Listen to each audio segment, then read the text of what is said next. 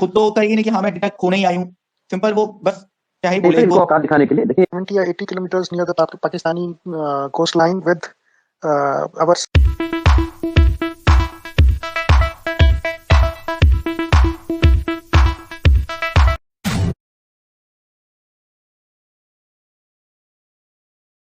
way we were able to find out the GPS coordinates and accordingly our team did the good job और फिर हमने वो coordinates post किए जिससे पता लग रहा था कि वो सबमरीन एग्जैक्टली कहाँ पे है। और द बेस्ट पार्ट वाज, अगर आप वो वीडियो देखेंगे, आप सब जो वो वीडियो आया है हमने भी पोस्ट किया है, तो वो जो सबमरीन है वो उसमें नॉर्थ दिख रहा है और वो सबमरीन जो है वो ईस्ट साइड में जा रही है, जो कि अगर आप वहां से ईस्ट देखेंगे तो वो एग्जैक्टली कराची पड़ता है। तो एनीवे तो सवाल ये उठता है कि पाकिस्तानी तो ये कह रहे हैं कि अब सबमरीन पता लग गई है और उसका सीक्रेट और उसका सिग्नेचर हमें पता लग गया है and this submarine is as good as over. अब ये आगे कुछ नहीं कर सकती है, ऐसा कुछ नहीं है। जैसा कि आप भी जानते हैं, of course we all are layman here, हम कोई नेवी के स्पेशलिस्ट या ऐसा कुछ नहीं है जो ये बता रहे हैं, और ऐसा इसमें ऐसी कोई भी इंफॉर्मेशन नहीं दी जा रही है जिससे हमारे आर्म फोर्सेस की गोपनीयता को की कोई खबर दी जाती है। ये सारी चीज़ें ऑनलाइन अवेलेबल हैं। तो बेसिकली हमारा ये कहना है, मेरा ये स्पेशली कहना है कि जो रशियन सबमरीन है हमारे पास अकुला, उसमें क्लब मिसाइल है KLUB, तो उसकी रेंज एज पर विकीपीडिया 300 किलोमीटर्स है, जो कि टॉर्पीडो ट्यूब से लॉन्च की जा सकती है। तो अगर, और एक इंटरेस्टिंग एस्पेक्ट है कि ये लोकेशन वही है जो जब अफगानिस्तान कॉन्फ्लिक्ट हो रहा था, तालिबान अंदर एंटर कर रही थी, तो 2 या 3 बार जो है अमेरिकन एयरक्राफ्ट कैरियर इसी जगह पे आकर के उन्होंने यहाँ से अपने प्लेन्स लॉन्च किए हैं। तो ये हमारे एक और जो हमारे ग्रुप के, एक सेकंड होल्ड करें, तो एक और हमारे ग्रुप के जो मेंबर हैं उन्होंने ये इसकी लोकेशन जो अमेरिकन एयरक्राफ्ट कैरियर की है वो पोस्ट की। तो उससे हमें पता लगता है कि ये जो एरिया है ये पर्टिकुलर, ये सबके इंटरेस्ट का एरिया है। ये पहले भी इसमें इंटरनेशनल फोर्सेस और बाकी आ रही थी, और ये जो है ये outside the territorial waters of Pakistan है। They may say that it is within their exclusive economic zone, पर ऐसा कुछ नहीं है। They can claim moon and stars, but उससे क्या क्लेम करने से क्या होता है। तो उसके अलावा नेक्स्ट सेक्शन में हम यूक्रेन और रशिया कॉन्फ्लिक्ट भी डिस्कस करेंगे। तो कोई कुछ कहना चाहे तो please raise your hands. Thank you. अच्छा, अभी के लिए यूक्रेन का अपडेट क्या है? सारे स्टूडेंट इवैक्यूएट हो चुके हैं? काफी स्टूडेंट्स उन्होंने निकाल लिए आई थिंक, का कुछ एक हैं, तो प्लेन्स जा रहे हैं आ रहे हैं, तो इट विल कंटिन्यू। तो वो तो फ्लाइट्स चल ही रही हैं जो रेस्क्यू फ्लाइट्स है। Let's wait watch. तो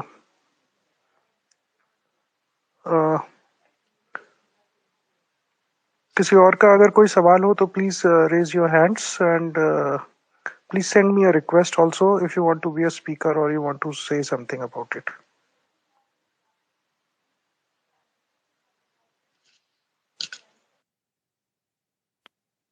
I have a question. I'm sorry. I didn't raise my hand. I have a question though. Yes, please ask. So my question was the submarine that was so-called detected by Pakistanis, right? Was it like completely submerged, or was it like close to the surface, something like that? It was close to the surface as shown in the video. And if you see that particular submarine, It is exactly at the place where the US aircraft carrier was a few months ago. So, and you also mentioned that the Pakistanis are saying that they have got the signature of the submarine. Is it like something we need to be concerned or not at all? Not to be concerned at all.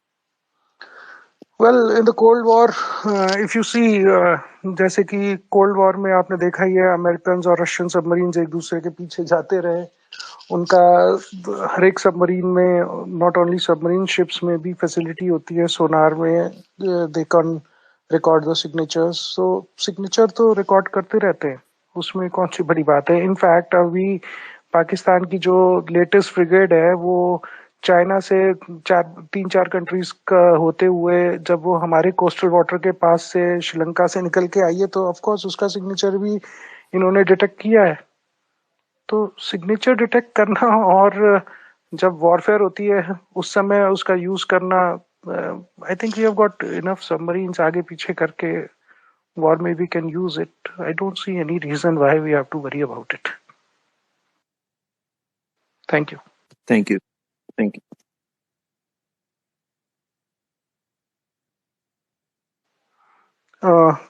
Kunal Kunal भाई हमारे साथ हैं. Kunal sir, आप कुछ पूछना या बोलना चाहेंगे?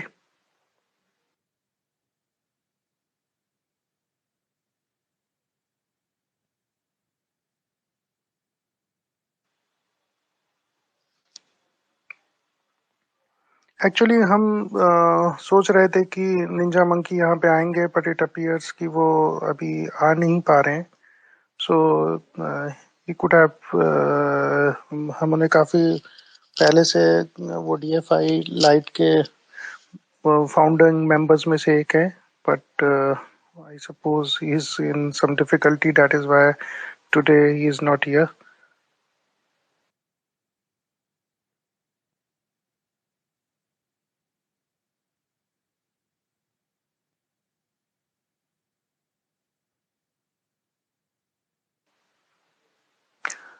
तो जहाँ तक ये जो पर्टिकुलर सबमरीन है, ये पाकिस्तानीज तो कह रहे हैं कि one of the top submarines हैं, उसमें से एक है, but we are not sure. Maybe जो जो अभी हमने सबमरीन्स बनाई हैं with the help of France, हो सकता है कि उसमें से एक हो. क्लियरिटी अभी है नहीं. हमारी नेवी भी जो है ऑपरेशनल चीजें डिस्कस नहीं करती है और करनी भी नहीं चाहिए.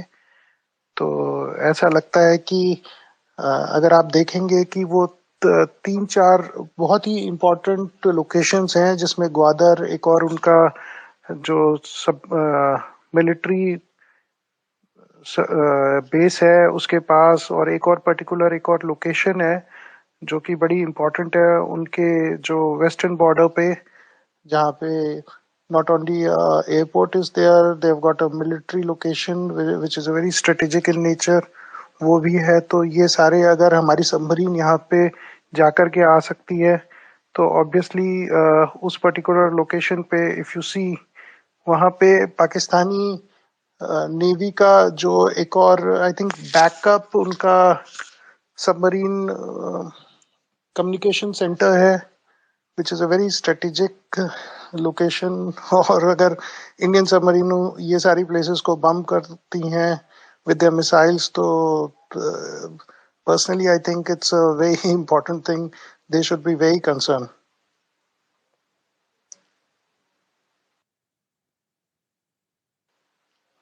Anybody has a question?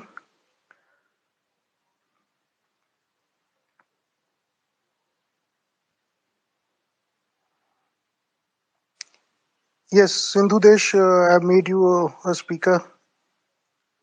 Thank you sir. ये जो DJISPR का जो ट्वीट है, अगर आप इसे गौर से पढ़े तो this is nothing less than a joke. Video अगर आप देखें तो वीडियो में सबमरीन सरफेस हुआ नजर आ रहा है. सबमरीन जब सरफेस होता है स्पेशली इन एनिमी टेरिटरी, तो वो जानते, इट्स डेलिबरेट, दे वांट कि मतलब जो एनिमी है दे फील द प्रेजेंस। आप उनका स्टेटमेंट पढ़ें, in last 5 years they have detected 4 मतलब और उसको वो अपना अचीवमेंट बता रहे हैं जो नहीं, ऑफिशियल प्लेटफॉर्म पे इस तरह झूठ कौन बोल सकता है? मुझे कुछ समझ भी नहीं आ रहा। in fact, even जो उनके इंटीरियर मिनिस्टर हैं, he has given an interview today, जिसमें वो भी यही बात कह रहे हैं। इंटीरियर मिनिस्टर इज अपना वो उनके कंट्री के होम में जो चीज हो रही है उसको तो कंट्रोल करते नहीं है, वो आउटसाइड वाला जो है डिफेंस से रिलेटेड उसमें सबसे जल्दी बयान देने पहुंच जाते हैं। वो And, बस अपनी कंट्री से, जो कंट्री के जो इशू है वहां से वो अपने जो सिटीजन्स का अटेंशन डाइवर्ट करना चाह रहे हैं, सिंपल सा है। और वो अपनी स्टेटमेंट में बोल रहे थे कि अगली बार हुआ तो हम मार गिराएंगे। अभी बोला कि हम पकड़ लिया बट मारा नहीं। मतलब क्या मतलब, ये जोक ही है और क्या है? आई थिंक अभी कुछ इंटरनेशनल दिन पहले वाटर्स भी में नहीं ये कह रहे इनके एक्सक्लूसिव इकोनॉमिक जोन में था। देखिए, अगर कोई सबमरीन सरफेस हो रहा है इसका मतलब यही है कि they want to show their presence, otherwise वो सरफेस पे आते ही। ये इतने इनकी आवाम बेसिकली जिनको ये बेवकूफ बनाते हैं, इनको इतना जाहिल समझते हैं। वो तो क्या डिक्लेयर भी कर रखा है इमरान खान ने कि सब घटिया लोग हैं, उसमें कोई एम्बिग्विटी रही नहीं, लेकिन इतना ज्यादा जाहिल बना के रखना कि भाई वो ये कह रहे हैं कि सबमरीन वीडियो दे रहे हैं कि सबमरीन सरफेस पे, उस पर डिटेक्ट क्या करना, आप अपनी आंखों से देख लो सबके सामने। तो और वो भी क्लेम ये कर रहे हैं कि 5 साल में 400 से कम सॉर्टीज नहीं हुई होंगी, और 400 में से अगर 4 सरफेस करके अपनी प्रेजेंस इनको फील करा रही, उसको ये अपना अचीवमेंट माना। ये इन लोग के जोक्स है, इससे हंसने के अलावा और कुछ नहीं किया जा सकता। भाई मैं इनकी ये देखा कह रहा जाए हूँ तो एक इनकी देखा जाए तो एक सबमरीन जो है वो मिनिमम 300 मीटर की डेप्थ पे जा सकती है। सबमरीन को जो अगर पता है अगर वो पाकिस्तान वाटर्स में है तो वो ऊपर सरफेस पे आएगी क्यों? वो खुद तो करेगी नहीं कि हाँ मैं डिटेक्ट खोने ही आई हूँ। सिंपल, वो बस क्या ही नहीं बोले सर, इनको, इनको औकात दिखाने के लिए, देखिए इनको क्या ही औकात बोले दिखाने इनके के लिए लिए कोई सरफेस भाई। मतलब एक लॉजिक होता है कि हाँ भाई ये चीज हो सकती है, एक मतलब एक पर्टिकुलर पॉइंट पे बोल सकते हैं हाँ भाई ऐसा हो सकता है, बट कुछ है ही नहीं इसमें, क्या ही बोले इसमें अब। I think 170 or 80 kilometers near the Pakistani coastline, with our submarines having weapons, especially submarine launch land attack cruise missiles. तो इनफैक्ट इनके लिए बड़ी डिफिकल्टी या मुसीबत की बात है जो सबमरीन वॉरफेयर समझते हैं, जो नेवल वॉरफेयर समझते हैं। जहाँ तक EEZ की बात है, लॉ ऑफ सी कहता है कि अगर कोई भी शिप या सबमरीन वहां से जा रही है, स्पेशली सबमरीन्स, तो उनको जो है अगर वो टेरिटोरियल वाटर में है then they have to come up and show their flags. In particular this case Indian submarine जो है वो EEZ में थी एट मैक्सिमम अगर हम माने तो, और उन्होंने जो है वो सिर्फ ये दिखाया कि हम इस पॉइंट तक पहुंच सकते हैं, और वो पॉइंट पाकिस्तान के लिए इतना डेंजरस है कि वो जो उनका जो वेस्टर्न पार्ट है, जो सबसे दूर का हिस्सा है, जो ग्वादर के अगर आप देखें तो वो वेस्ट ऑफ ग्वादर है, तो वहां तक भी हमारी सबमरीन और हमारी नेवी वहां तक भी हिट कर सकती है। तो it's very strong message send by Indian navy to Pakistan. और आप अगर देखें तो जब वो वापस आ रही है तब उसको वो ट्रैक कर रहे हैं, वो जब वहां पहुंच रही है तब नहीं ट्रैक कर रहे हैं। अगर आप वो वीडियो देखेंगे तो उसमें नॉर्थ साइड में जो है वो एरो है और submarine is going to the east side. तो वो इनफैक्ट अगर उस पे कंटिन्यू करती है तो वो सीधे कराची पहुंच जाएगी, जो पाकिस्तानियों के लिए एक और बहुत बड़ी एम्बैरेसमेंट है। तो उस हिसाब से Pakistanis they don't know what is going on. और इनका जो ISPR है वो तो इसी चीज के ऊपर वो जिंदा रहता है कि अगर इंडिया को ना दिखाएं कि किसी भी नेगेटिव स्टफ में, तो उनका डिफेंस बजट कहाँ से अप्रूव होगा। वो पाकिस्तान को कैसे कंट्रोल कर पाएंगे? जितने भी जनरल्स और एडमिरल्स हैं वो कॉर्नर प्लॉट, और पाकिस्तान को कॉर्नर प्लॉट तो सिर्फ वहां के एवरेज मिलिट्री वालों के लिए है। अब आजकल तो ये सुनने में आया है कि उनके जनरल्स वगैरह जो हैं वो तो आइलैंड वगैरह खरीद चुके हैं फॉरेन कंट्रीज में। यस सिंधु वो देश प्लीज। पेपरिजा की जी फ्रेंचाइजी सर कैसे देखे, खोलेंगे? जी सर देखिए, ये जो सबमरीन थी इसने पाकिस्तान को बेसिकली औकात दिखाई है पाकिस्तान की। हम यहाँ तक घुस के आके सरफेस भी करते हैं और पाकिस्तान वहां खड़ा होकर छक्कों की तरह हाथ ये ताली बजाने के अलावा कुछ नहीं कर पाए। यही हो रहा है ना, पाकिस्तान वहां खड़े होकर ताली बजा रहे, हमने देख लिया देख लिया। और ये इनकी बेसिकली बताने का है कि भाई हम यहाँ तक आए हैं, हम सरफेस हो रहे हैं, आप कुछ कर सकते हो तो कर लो। और ये ताली बजा रहे खड़े होकर, हमने देख लिया देख लिया। तो इससे ज्यादा ये कुछ कर नहीं सकते। करेक्ट। ये अगर क्योंकि अगर बेसिकली पाकिस्तान नेवी अगर बहुत ज्यादा वो बोलते हैं कि हम बहुत ज्यादा एडवांस है, तो जब वो एंटर कर रहे थे तभी तो पकड़ लिए। हम पूरा अंदर घुस गए, 190-200 किलोमीटर तक के हम दूर दूर थे, ग्वादर या फिर एक और जगह है आपने बताई थी, और मारा। तो वहां से अगर हम 200 किलोमीटर दूर है, हम वापस आ रहे हैं, फिर हम सबमर्ज हो रहे हैं, आप तो कुछ कर ही नहीं पाए। आप तो बस देख रहे हो, बस हम बस डिटेक्ट कर लिए वो, तुम उस पे खुश हो गए तुम बस, और तो कुछ कर ही ये नहीं पा रहे डिटेक्ट आप लोग। नहीं किया, नहीं नहीं, ये डिटेक्ट नहीं किया, वो सब सरफेस हुई थी ना, आप वो खुद वीडियो ही, हाँ देखें। हाँ, सॉरी सॉरी, माय मिस्टेक, वो खुद हमने मतलब खुद उनको डिटेक्ट हुए, हम खुद ही डिटेक्ट हुए हम सब लोग।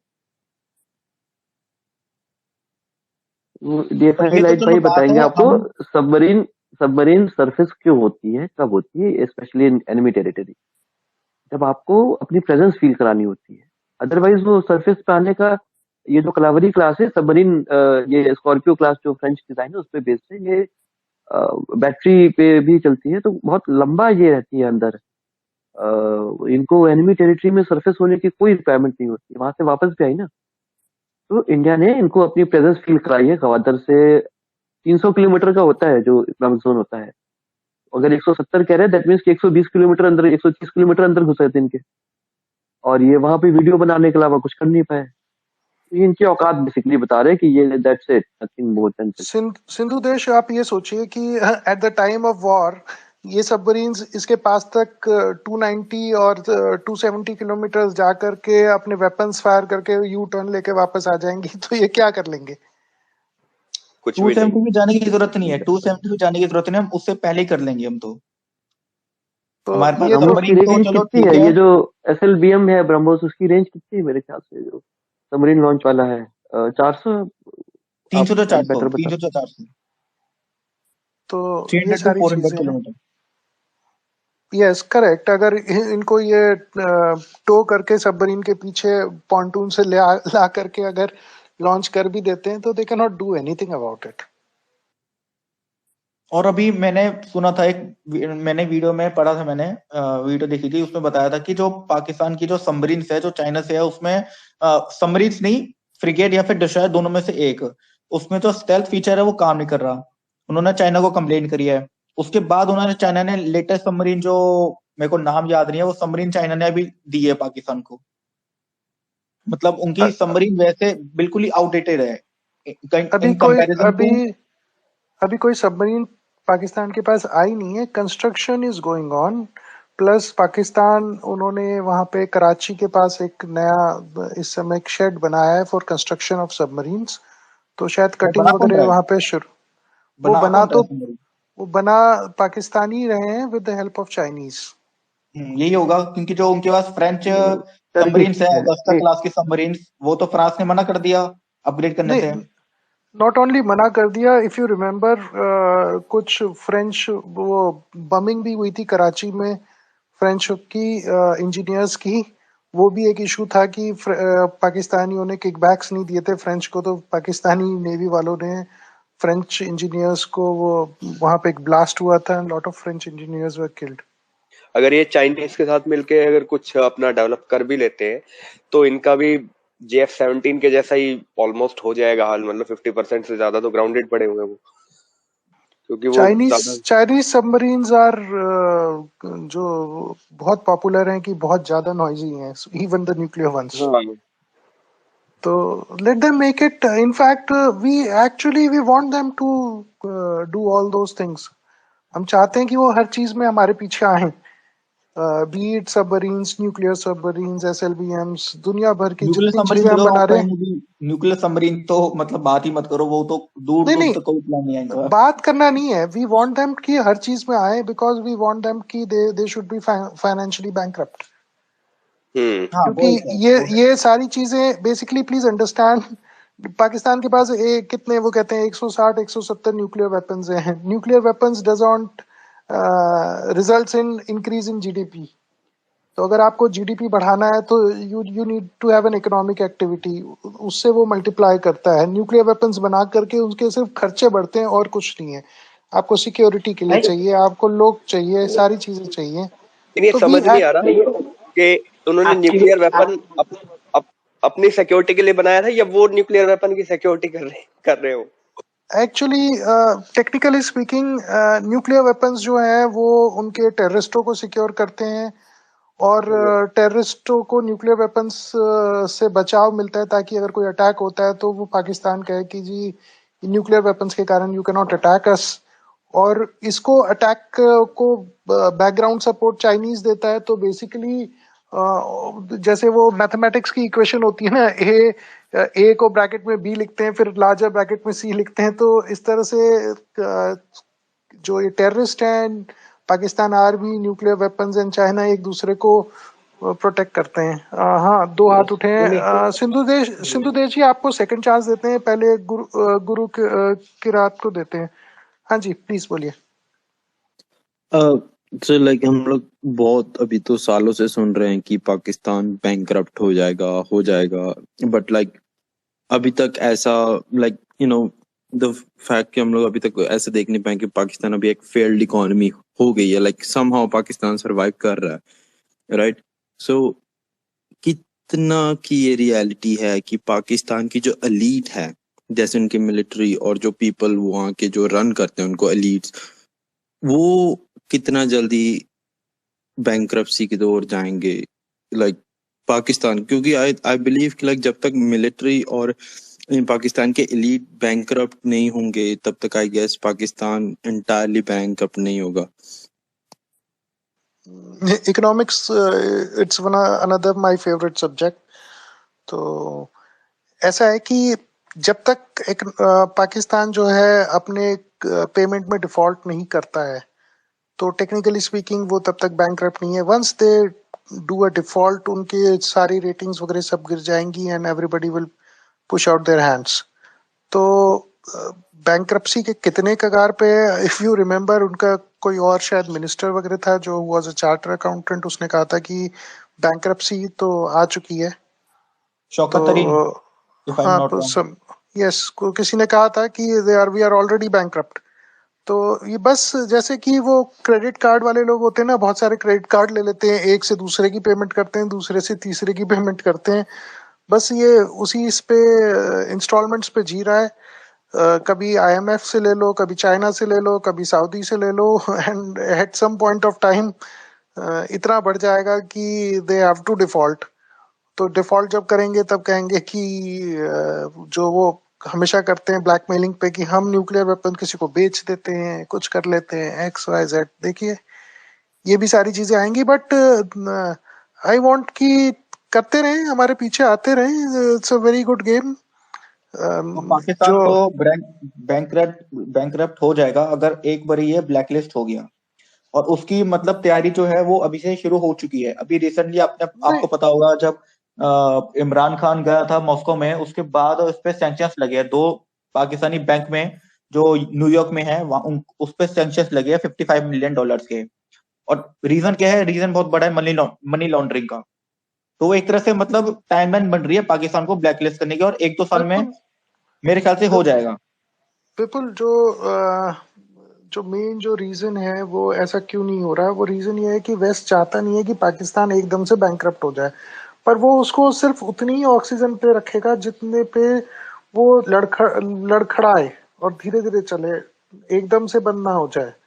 तो सबके इंटरेस्ट में वही है, धीरे धीरे चलना। तो लेट्स वेट वॉच क्या होता है क्या नहीं होता, but we have to make sure कि हमें जो करना है हम करेंगे, जिस तरह से भी करना है।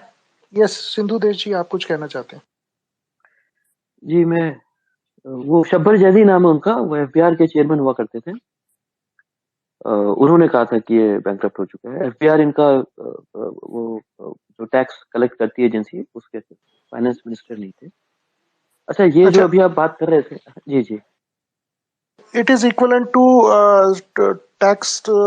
taxation department of Pakistan, ji ji something ji, like that. जो पैसे जो इकट्ठा करते हैं, टैक्स ड्यूटीज वगैरह जो कलेक्ट करते हैं हुकूमत करेक्ट की, वो करेक्ट। उसके, जी जी। ऐसे हमारी अच्छा ये कंट्री में फाइनेंस सेक्रेटरी के इक्वलेंट नहीं, सेक्रेटरी नहीं, ये इदारा होता है फाइनेंस ना, जैसा आपका department, yes finance income department tax, का। इनकम टैक्स का चेयरमैन समझ लो आप, आपका जो है ठीक है। वो उस तरह के थे। तो बेसिकली बात में वो जो आप अभी सबमरीन की कर रहे थे ना, वो फ्रेंच जो थे, उन्होंने उनका एआईटी में जो एयर इंडिपेंडेंट प्रोपोजल था इनके सबमरीन का, ऑगस्टा क्लास वाले का, वो अपग्रेड करने से मना कर दिया था। जो डेवलपमेंट कर रहे हैं ये चाइनीज नहीं, टर्किश उनके साथ मिलके, कंपनी के साथ मिलके कर रहे थे, जो अभी रुका हुआ है। वो पेमेंट का डिस्प्यूट है, पैसे दिए नहीं उन्होंने, तो जिसकी वजह से वो भी जो बन रहा था वो भी रुका हुआ है फिलहाल, अभी नहीं चला। और मारा से इन्होंने शिफ्ट किया था इधर कराची की तरफ, वो नहीं हो रहा अभी काम। अच्छा, तीसरा जो अभी आप कह रहे थे ना, एक फाइनेंस सबमरीन जो वाला, है अभी भी ड्राई डॉक में है, और हम एक या दो सबमरीन अभी ड्राई डॉक में है। तो एक जी तो बिल्कुल दिख ही रही है, और दूसरी वो कवर्ड वाले शेड जो नया वाला है, शायद उसमें उन्होंने ट्रांसफर कर दी है। जी, वो डिस्प्यूट पेमेंट की वजह से उस पर भी काम नहीं हो रहा फिलहाल। अच्छा, जो आप फाइनेंस की बात कर रहे थे ना, इकोनॉमी की इनकी, देखिए पाकिस्तान की फौज is independent of Pakistan economy. ये इनका अपना खुद का बिजनेस है, 3-4 इनके फाउंडेशन हैं, और जिसके हाँ थ्रू जी। ये बिजनेस करते हैं, दैट इज जिसके which is more than $100 billion का इनका अपना खुद का एक खासा है, वो रेवेन्यू कराते हैं उससे। इंडिया को सीमेंट बेच बेच के पैसे कमाते हैं। तो जो इकोनॉमी से जो इनका इम्पैक्ट पड़ता है, जो 2 नंबर की इनकी कमाई होती है, उस पर इम्पैक्ट जरूर पड़ता है। ये जो इन्होंने पिज्जा, अपने पिज्जा वो बना रखे हैं ना, पिज्जा हट के सारे आइलैंड वगैरह हाँ जो जी, हाँ खरीद जी। रखे हैं सब, तो जी ये जी। इस पे इम्पैक्ट पड़ता है जब इनकी इकोनॉमी का जो बैंक्रप्सी वाला जो हिसाब किताब है ना। लेकिन जो फौज का, जैसे इनका जो रनिंग एक्सपेंसेस है ना, वो इन्होंने इंडिपेंडेंट कर रखा है पाकिस्तान की इकोनॉमी से। वो इनके जो फाउंडेशन वगैरह है, फौजी फाउंडेशन है, फिर एक इनका असली करके एक और भी है, मैं नाम भूल रहा हूँ अभी, 3 है इनके बहरहाल। तो एक दूसरे से म्यूचुअली इंडिपेंडेंट भी है, और वो पैसे भी रेवेन्यू अपना कमाते रहते हैं, और उन पैसों से ही इनका जो है ये आप देखेंगे जब भी कभी कोई इक्विपमेंट खरीदते हैं, जैसे खासतौर से जो स्वीडन से इन्होंने ये जो खरीदा था अपना एवॉक्स, जिसको इस्तेमाल भी किया था इन्होंने जब ये लड़ाई हुई थी, तो वो पैसे इन्होंने पाकिस्तान की जो इनका जो बजट सैंक्शन होता है उसमें से नहीं दिया था। ये फौजी फाउंडेशन वाला जो पैसा था उसको रोटेट करके लाए थे, और वो उससे नहीं, आई पेमेंट करी थिंक थी। सऊदी अरेबिया ने उसको फंड किया था। हाँ, वो नहीं, वो फंड रोटेट होके आया था, मनी लॉन्ड्रिंग करी थी इन्होंने, सऊदी अरेबियन को क्यों पैसे देगा इन भिखारियों को। ये अपना ही पैसा वहां से रोटेट करके लाए थे उधर से, और उससे वो पेमेंट कराई थी, क्योंकि वो इकोनॉमी में तो ताकत है ही नहीं कि इस तरह के इक्विपमेंट्स खरीद सके। तो वो इनकी जो वो है ना, वो जहाँ से ये सस्टेन करते हैं, तो ये फाउंडेशन जो 2-3 बना रखी है फौजी फाउंडेशन के नाम से, वो है, ये मुझे बताना था। ओके, इफ्तिखार आप कुछ कहना चाहते हैं प्लीज? जी, ये जो अभी जो बोला लाइक, पाकिस्तान का इकोनॉमी तो 75% है, उनके इलीट क्लास बाहर से कंट्रोल करते हैं पाकिस्तान को। पाकिस्तान का जो इलीट क्लास है वो तो बाहर से कंट्रोल करते हैं पाकिस्तान को, वो रेडिकल करते हैं सोसाइटी को। करेक्ट। ये तो जी इनफैक्ट अब जो इस समय जो पाकिस्तानी ये कह रहे हैं कि हमारे जितने भी नॉन रेजिडेंट्स हैं वो वो फंडिंग करते हैं, उसके कारण ही उनकी कंट्री चल रही है। जी, आप वही शायद बोल ये रहा कहना हूँ। चाहते हैं? करेक्ट। उनका इलीट क्लास बाहर से कंट्रोल करते हैं पाकिस्तान को, 75 से 80% भी कंट्रोल करते हैं पाकिस्तान को, इसीलिए पाकिस्तान अब तक चल रहा है। जिस दिन करेक्ट। एजुकेशन जिस दिन एजुकेशन चला गया ना, तो ये सब भाग जाएंगे। सही बात है। और वो भी अगर आप देखें तो गल्फ से उनके जो जितने भी वर्कर्स कर रहे हैं वो प्रिडोमिनेंटली वो वहां से भेज रहे हैं, तो वही उसके तो कारण पाकिस्तान के पास जो जितना भी फॉरेक्स आ रहा है वो उनकी वहां से आ रहा है, और प्रोवाइडेड कि if we play smart and tell them कि भाई अगर पाकिस्तानी करेंसी और नीचे गिरती है और तो उनको उनके पैसे ज्यादा हो जाएंगे, और एज ए रिजल्ट आप जो है वो ज्यादा पैसे उनके हो सकते हैं। तो उस तरह से करना चाहिए। एनीवे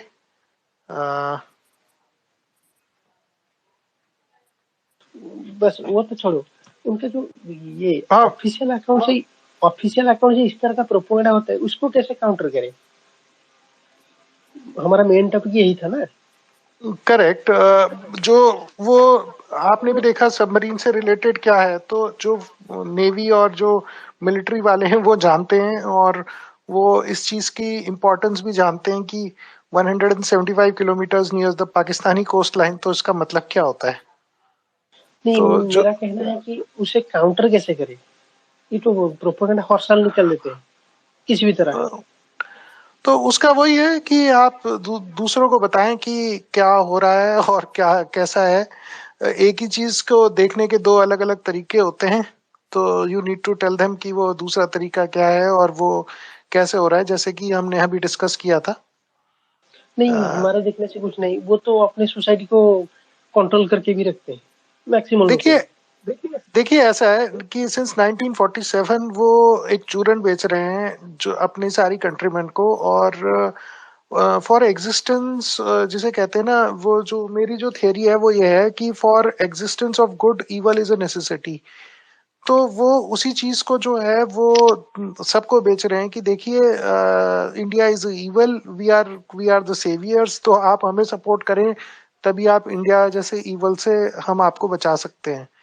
वो खुद कभी लड़ाई करने की कोशिश नहीं करेंगे, फुल फ्लेंज वॉर थोड़ा बहुत कर लेंगे, क्योंकि प्लीज अंडरस्टैंड पाकिस्तानी आर्मी जो है पाकिस्तान में बहुत अच्छा, क्या कहते हैं, मजे की जिंदगी काट रही है। वहाँ के जनरल जो हैं बहुत पूरी कंट्री को कंट्रोल करते हैं, पॉलिटिशियंस उनके हाथ में हैं, जिसकी चाहे सरकार बना देते हैं, हटा देते हैं।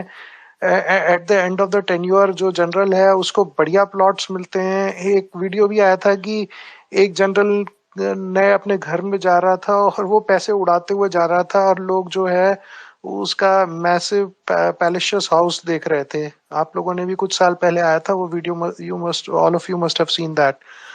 तो अगर एक पाकिस्तानी जनरल और उसके हिसाब से देखें तो बढ़िया जिंदगी है, बढ़िया लाइफ है, अच्छे भले पैसे मिल रहे हैं, सब कुछ है, तो वो अपना अननेसेसरी इंडिया से लड़ करके खराब क्यों करें, आप बताइए। 2-3 जनरेशन ऐसी ही चलती रहेंगी, सारा पैसा उनको मिल रहा है, कंट्री पे उनका कंट्रोल है, तो उनके लिए तो सब कुछ अच्छा जा रहा है। कोई बहुत ही स्टूपिड होगा जो जाके कहेगा नहीं मैं इंडिया से लड़ करके कश्मीर वापस लेना चाहूंगा और इंडिया के टुकड़े करना चाहूंगा, जो एक्चुअल में प्रैक्टिकलिटी में करने जाएंगे तो उल्टा अपना ही अपने आप को बर्बाद कर लेंगे, क्योंकि ना तो उनके पास आज की डेट में पैसा है, ना उनकी फौज लड़ सकती है। ये हमने ये भी देख लिया, ना लड़ सकती है, ना पैसा है, और ना ही भारत जो हमारी इतनी विशाल फौज है और सब कुछ है उसका वो मुकाबला कर सकती है। तो उस जी हिसाब से तो जी जी, इसलिए मैं पूछा था, जब भी उनके स्पेस में जाता हूँ तो उनसे डील करना मुश्किल हो जाता है, देखिए वो मानते ही नहीं। इफ्तिकार, एक चीज समझिए कि क्यों अगर मुश्किल होता कोई है, क्यों? कोई थोड़ा सा कोई समझा दे अगर इफ्तिकार कहे, भाई, क्यों? देखिए एक चीज समझिए, किसी ने बहुत अच्छा कहा था कि जी वो अपने बारे में क्या सोचते हैं वो गलत फहमी है या क्या है, इसका कोई इलाज नहीं है, इसके लिए आप कुछ नहीं कर सकते। नंबर्स को एक एक और जोक चला था कि कितने परसेंट पाकिस्तानी सोचते हैं कि वो इंडिया इंडिया से अपना बदला ले लेंगे और इंडिया को टुकड़े कर देंगे। तो 95% पाकिस्तानीज ने कहा कि हाँ, और जो 5% थे जिन्होंने ना कहा था वो पाकिस्तानी मिलिट्री थी। तो वो जो है अपनी कंट्री को जो है चूरन बेचते रहते हैं, तो उनको बेचने दीजिए, उसमें कोई कोई उसमें तो कोई हमें ऐसा इशू है नहीं। they all are तो living हमें in cool paradise.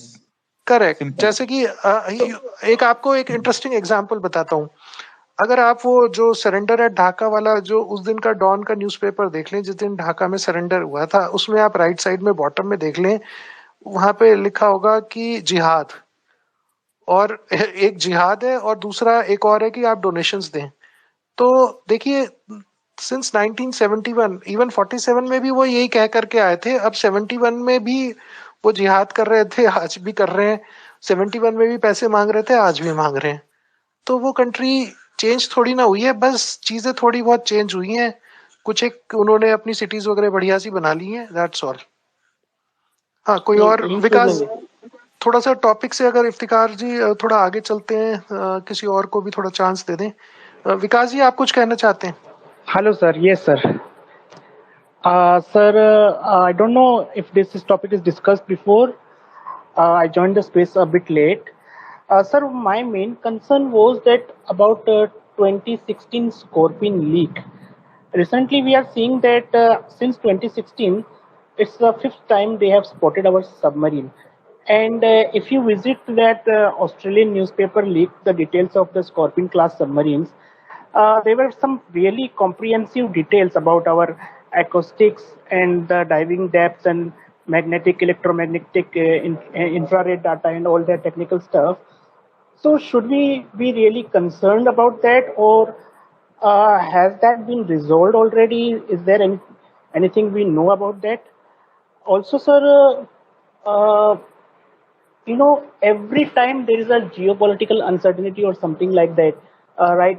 Even after Balakot strikes, somewhere around that period in March 2019, there was a report of submarine sighting.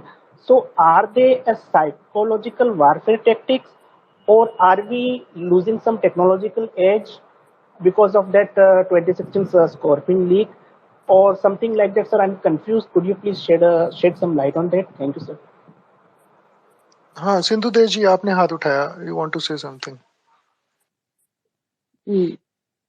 आपने आधी खबर पढ़ी, पूरी खबर नहीं पढ़ी। 2016 का जो था, जो भी डेटा लीक हुआ था, वो सारे के सारे पैरामीटर बदल दिए गए थे। और ये जो 5 साल में 4 जो स्पॉटिंग है, ये अपने आप में मजाक है। इंडिया की जो सबमरीन्स है वो लगातार फिरा करती हैं। जो सरफेस होती है, जो अपने आप को, अपनी प्रेजेंस को फील कराना चाहती है, दिखाना चाहती है, केवल वही ये फिर वीडियो बनाकर दिखाते हैं कि ताली बजाते हैं, हमने देख लिया, हमने देख लिया। तो ये बैठ के इनकी आवाम माशाल्लाह माशाल्लाह करती रहती है। तो वो जो आपका एप्रीहेंशन है वो सही नहीं है। कोई भी इनके पास ऐसी वो नहीं है कि इन्होंने अंडर वाटर किसी सबमरीन को डिटेक्ट किया हो। 2 वीडियो इन्होंने रिलीज करी है, दोनों वीडियो में आप देख लेंगे कि सबमरीन जो है वो सरफेस किया हुआ है। तो डिटेक्ट तो तब करते ना अगर ये अंडर वाटर होते, फिर उन्होंने वहां डिटेक्ट करके वो मैसेज किया होता कि भाई आप हमारे टेरिटरी में, जो कि वो तो ऊपर है, उन्होंने अपना प्रेजेंस फील किया और दिखा के चले गए। इंडिया की सबमरीन लगातार इस एरिया में आती रहती है। चाइनीज इंटरेस्ट भी है तो उसको भी मॉनिटर करना होता है। I will not be surprise अगर अरिहंत क्लास भी इस तरफ आ रही होगी, तो न्यूक्लियर सबमरीन है वो भी इस तरफ। तो मेरे ख्याल से एक तो अभी है अंडर वाटर, दूसरी अभी ट्रायल में है। तो जो है सर्विस में, वो भी इस एरिया में फिर रही हो, तो उसमें भी कोई मतलब हैरानी नहीं होनी चाहिए, जो इनको ऑब्वियसली नहीं डिटेक्ट कर पाएंगे। फलावरी क्लास जो है ये स्कॉर्पियन बेस्ड है, इनके पास फ्रेंच वो था पहले, लेकिन वो अपग्रेड एआईपी पे नहीं कर पाया। ये जो अभी है सारी की सारी एआईपी, एयर इंडिपेंडेंट प्रोपल्शन है, तो आपकी ड्यूरेबिलिटी बढ़ जाती है अंडर वाटर में।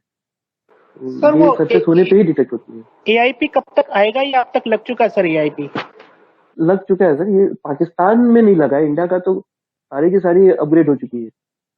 पाकिस्तान ने जो अगस्ता क्लास की इन्होंने जो ली हुई थी, उसको अपग्रेड करने के लिए कहा था फ्रांस ने, फ्रांस ने मना कर दिया। मतलब अपनी सारी कलवरी क्लास एआईपी में अपग्रेड हो चुकी है sir? I think so, DFI भाई इसको जो कंफर्म कर सकते हैं, but as far as I know अभी जो है फर्स्ट सबमरीन्स जो हैं अभी लगना शुरू हो जाएंगी, और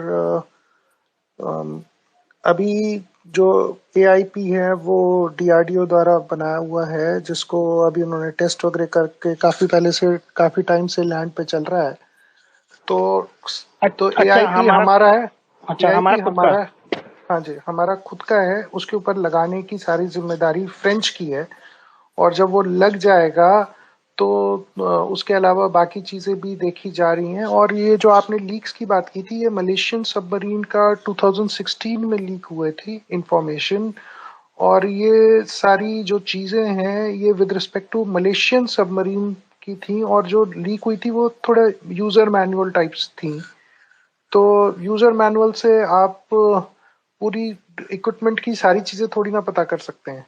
प्लीज अंडरस्टैंड दिस। अगर आप जो इंटरनेशनल मार्केट में, जो मिलिट्री मार्केट में जो चीजें मिलती हैं, सपोज सैम में है, उसका आपको पूरा यूजर मैनुअल पता होने से क्या आप सैम से बच जाएंगे?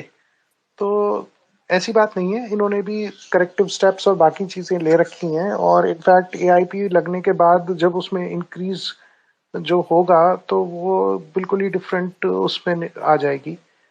बाकी देखते हैं। Ninja monkey has joined us, he is in a better position to explain all this. Ninja, you want to say something? Okay, yeah, I will. See, first of all, going to this thing, we're talking about the Arihant class. 1 second, give me 1 second. First of all, talking about the Arihant class does not sell in the Arabian Sea. ठीक है, we have never taken it there. हमारा जो basically जो SSBNs का model होता है वो bastion model होता है, हमारा भी नहीं, किसी का भी। तो generally you will see the US SSBNs will sail close to their coast. The Russian SSBNs generally sail under the Arctic, वो उनका बेस्टियन है। The Chinese SSBNs generally use the South China Sea as their bastion. Bastion मतलब ऐसा area समुंदर का जहां आप dominate करते हो, जहां आपका SSBN जो है, जो आपका सेकंड स्ट्राइक का की लिंक है, उस वो प्रोटेक्टेड है, क्योंकि वहां पर कोई दूसरा एंटी सबमरीन एयरक्राफ्ट नहीं आता, रेयरली कोई दूसरा सबमरीन घुस पाएगा। एंड हमारा बेस्टियन बे ऑफ बंगाल है। ओके, अब एग्जैक्टली बे ऑफ बंगाल में किस रूट पे चलता है ये किसी को, that will be obviously classified, but as far as I know that is our bastion, and that is our declared bastion, because you know bay of Bengal is far deeper than the Arabian sea, and you can hide things better there. Now going to the aspect about the Scorpion, yes, आप सही कह रहे हो। The Scorpion as of now जो हम लोग peace time में जो पेट्रोल कर रहा है, वो close to the surface patrol करता है या फिर सरफेस पे पेट्रोल करता है। Most of the time that's what we do. बहुत ही rarely you know you take it under water during an exercise और something, but generally when you're just doing a patrol, when you're showing basically showing your presence, you do it on the surface. You need to let the other guy know you're there.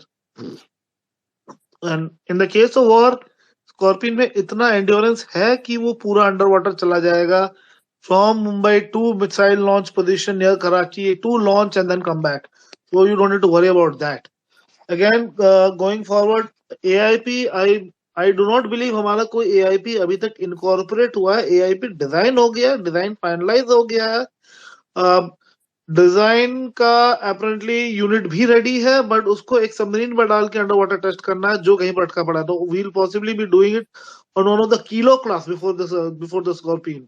पहले kilo पुराने kilo को काटा जाएगा, उसमें उसको fix किया जाएगा। ये प्लान मैंने सुना है, अब मुझे कंफर्म नहीं है कि ये हो रहा है कि नहीं हो रहा है। Ninja, Yeah. जस्ट आपको रोकूंगा। जो ऑफिशियल जो है वो ये है कि एआईपी इंडिया ने बनाया है, और उन्होंने फ्रेंच को रिस्पॉन्सिबिलिटी दी है कि सबमरीन में लगा करके उसको ठीक से चलाए। Yes, yes. तो this responsibility lies with the French regarding AIP. That is, और वो जो है लैंड पे, after we give a go ahead to the AIP Correct. for submarine installation. As of तो now, we have not given a go ahead for submarine installation. We will only give a go ahead. वो शायद पिछले 5 साल से land पे चल रहा है एआईपी। Yes, चल रहा है। समवेयर वो एग्जैक्टली लोकेशन की कुछ फोटोग्राफ्स भी आई थी। वो LNT का कोई फैसिलिटी है, एग्जैक्टली कहाँ है? करेक्ट। सर वो जो 4 स्कॉर्पियन क्लास इंडेक्ट हो गई है, तो उसमें फ्रेंच एआईपी एक्टिव है या अभी नहीं है? हमने एआईपी नहीं खरीदा, हमने एआईपी नहीं लिया फ्रांस से। ओके सर, हमने वो नहीं लिया था, फ्रांस से नहीं लिया। विकास, हमने फ्रेंच वाला एआईपी नहीं लिया है। फ्रांस वाले कह रहे हैं कि हमारा वाला ले लो, बट वी आर सेइंग कि हम अपना वाला ही लेंगे, और क्योंकि हमने उसमें इतनी इन्वेस्टमेंट की है, इतनी सारी चीजें की हैं। हमारा एक्चुअली 2 pronged ये चल रहा है अपने सबमरीन्स का एंड्योरेंस बढ़ाने के लिए। एक तो हमारा अपना खुद का एआईपी जो डीआरडीओ बना रहा है, एंड सेकेंडली हम लोग पता नहीं, मैंने कुछ दिनों पहले ट्विटर पे पोस्ट किया था, आप लोगों ने देखा है नहीं देखा है, बड़ी इंटरेस्टिंग एक रिक्वेस्ट आई थी, आरएसपी आई थी एमडी मैथगन डॉक्स की तरफ से। तो हम लोगों ने सामने से ये मांगा था कि 1 किलो क्लास की बैटरी पैक के जितना लिथियम आयन बैटरी चाहिए हमको।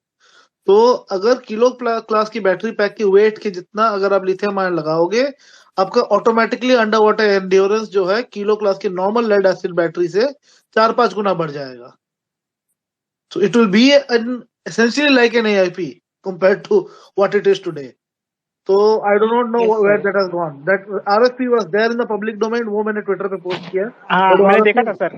हाँ कुछ दिन पहले ही आया था. हाँ एंड जैसे कि निंजा बोल रहे हैं कि 4-5 टाइम्स बढ़ जाएगा, तो इसका मतलब है कि सबमरीन का endurance multiply by 5 times. Correct अब सर? जो अभी करीब 4 दिन अंडर वाटर चलता है kilo without surfacing, that will be around 20-25 days. तो इजीली हो जाएगा वो चीज. Great, very great. सो उससे हमारा काफी हेल्प होगा. बट देन ऑब्वियसली यार, going back to the technology angle, किसी ने कहा कि that Pakistani submarines are very outdated. Yes, they are very outdated. The Agosta 90B is a very outdated submarine, but the submarines they're getting from China will not be outdated. So it is high time we get our act in order. We need to get P75I in order. अब P75I को लेके हम गोल गोल दौड़ रहे हैं, उससे कुछ नहीं मिलना हमको. If you ask me, we need to focus on Scorpion, maybe an improved Scorpion with French help, and let's get it over with. खाली RFP पे RFP मारने से कुछ नहीं होने वाला. कोई करेक्ट रेडी सर. है ही नहीं हमको देने के निंजा, लिए. हम एलएनटी को भी तो कह सकते हैं कि you should come up with your own L&T, submarine okay, design. again, L&T has made a beginning in this. There is a design called the SOV 400, which is basically a 400 tons swimmer, diving support vehicle. You can call it a swimmer. It's a special operations submarine, जिसके externally mounted 2 heavyweight torpedo carry करता है. अंदर कोई torpedo tube नहीं है. Externally mounted 2 heavyweight torpedo fire कर सकता है. But considering that your older submarine is around 1500 tons, 1000 tons. The Shishumar class is around 1500 tons. So it should be possible for us to kind of expand our L&T design from a 400 ton vessel to maybe an 800, 1000, 1500 ton vessel. It will take time, obviously. But अभी आज के date में काफी हमारे पास फायदे हैं. काफी marine engine जो होती है वो इंडिया में मैन्युफैक्चर हो रही है. तो you can get your marine diesels from India. You get अभी you have commercial lithium ion battery packs manufacturing in India. आज मेरे एक बंदे ने, one of the guys who reports to me, he bought a Revolt bike. So I was more interested in the battery pack than the bike, and I was very happy to know that the Revolt actually uses a lithium ion battery made in India. So in that case, we are in a good place. We are actually doing things. And obviously Mukesh Ambani, I don't know how many of you guys know this, Mukesh Ambani ने world में 2 ही company जो sodium ion battery बनाने वाली है, जो उतने ही size में lithium ion से 5 गुना ज्यादा चार्ज कैरी करेगा. और Mukesh Ambani owns one of those 2 firms now. So we are in a good place technologically, but yes, obviously there's a lot of testing that is required. There's a lot of verification of things that is required, and उन चीजों में थोड़ा time तो लगेगा. And in the meantime, yes, there is a huge chance that the Pakistanis getting 4 Chinese S-20 and building 4 Chinese S-20 in Karachi will kind of steal a lead on us for some time. But that will not be a forever lead. Ninja sir, एक question था इसी related में. बोलो जी. Sir, हमने अरियंत class की 3 submarine लगभग बना ली हैं, जो कि बहुत बड़ी है और बहुत ही टेक्नोलॉजिकली एडवांस्ड है. और सर हम 3 कंप्लीट हो गई हमारी. 3 कंप्लीट हो गई है सर. अब वो बहुत जबरदस्त बनी है. उनकी जो स्पेसिफिकेशंस माइंड ब्लोइंग है. मींस सर, मतलब वर्ल्ड एंडिंग टाइप का वो एक प्रोडक्ट है. देखने से डर लगता है. लेकिन सर हम आज भी डीजल इलेक्ट्रिक सबमरीन में स्ट्रगल कर रहे हैं सर, ऐसा क्यों? यार मैं कई बार बोल चुका ट्विटर पे, somehow we seem to do things better where we don't get imports. कहीं ना कहीं हमारे सिस्टम में एक लैक्यूने रहा है कि जो चीज हम इंपोर्ट नहीं कर पाते वो हम जरूर बना लेते हैं, और जो हम इंपोर्ट कर सकते वो हम नहीं बनाते. नहीं सर, उसमें मतलब मिनिएचर न्यूक्लियर रिएक्टर हमने फिट कर दिया था. Vikas ji, it making something which is denied to us, we to take it as a challenge. और जो चीज हमें बाहर से मिली जाती है तो अभी एक्चुअली आराम से बैठ जाते हैं उस चीज को लेकर के. वो कहते हैं कि जब मिल ही रही है तो हमें करने की क्या जरूरत है, किसी के साथ जेवी कर लेंगे, कुछ और कर लेंगे, तो why we should do that. तो actually it is also a matter of resources की जैसे जैसे और इकोनॉमी डेवलप करेगी और जो ये प्राइवेट कंपनीज मेजर प्लेयर जैसे L&T, टाटा वगैरह इस फील्ड में कूदेंगे, तो I think you can see कि other countries they are going for shipyards के लिए जाएंगे and they will start making these things. I think technical know-how तो निंजा हमारी कंट्री में है ही. Only thing हमारी is कंट्री में नो हाउ है, but see nobody is going to go into defence ship building unless they are assured orders. Correct. तो Nobody. मैं वही चीज कह रहा It था is a कि very high, it is a very capital intensive process. एक शिपयार्ड के पीछे कुछ नहीं तो करके आपके मतलब 7-8 हजार करोड़ कहीं नहीं जाते पूरा शिपयार्ड अगर प्रॉपर बनाना है. नॉट ओनली दैट, जो उसके तो जो पैसे आने होते हैं वो इतना लेट आते हैं, सब कुछ आता है, तो exactly you need to have deep pockets for that. हमारे यहाँ प्रोसीजर्स इतने अजीब है, आपको पता है. I don't know whether you guys know about this, but I think in 2016 हमने फिलीपींस का फ्रिगेट ऑर्डर जीता था. जीआरएससी ने जीता था. 2 फ्रिगेट हमको देने थे फिलीपींस को. हम L1 वेंडर थे टेक्निकल्स में. Okay, the Koreans were number 2. We were better than the Koreans in terms of technicals. We lost that order because of our financials, because our Babu Dam could not show that GRSC had 2,500 crores in their account. मतलब government of India के पास लाखों करोड़ है, पर GRC के account में 2500 करोड़ डालने में इनको इतनी दिक्कत हुई, इन्होंने डाला नहीं और ऑर्डर हमारे हाथ से चला गया. वो एंड में कोरियन से सप्लाई कर दिया जहाज. करेक्ट. तो वही चीज है कि गेस्टेशन पीरियड और बाकी चीजें प्लस इतनी सारी टेक्निकली, तो वो something like Ambani can deliver या टाटाज. तो वो छोटे मोटे प्लेयर्स का, या L N T is a very big player, very good in defence. तो L&T anyway is also doing well, but even they need bigger orders.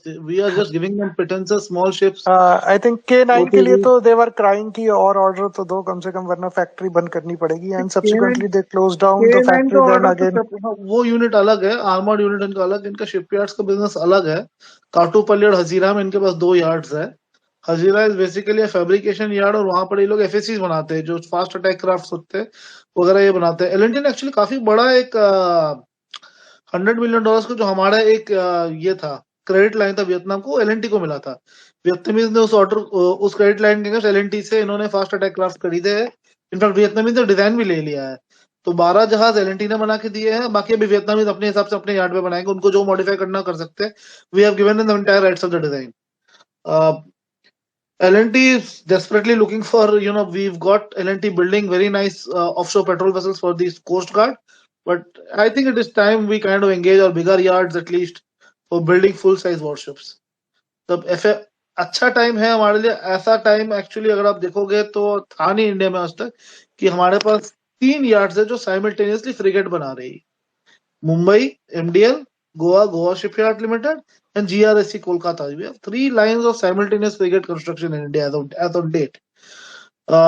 Where we are lacking is that in terms of submarines and in terms of destroyers, we only have single lines, which is Bombay. So high time कि हम लोग एक और second submarine line बनाए. I'm talking SSKs.